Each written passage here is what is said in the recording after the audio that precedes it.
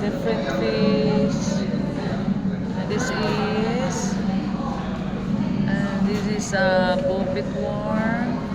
This is a rare pink sole.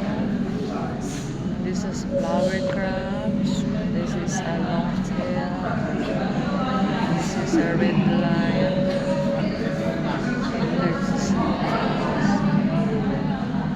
This is a longhorn cowfish like that.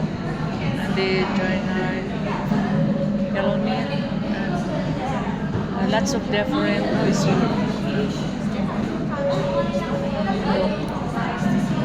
Various marrow,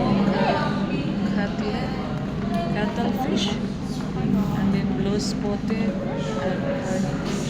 This one, oh my god, it's a big fish. This one. Okay, bye guys.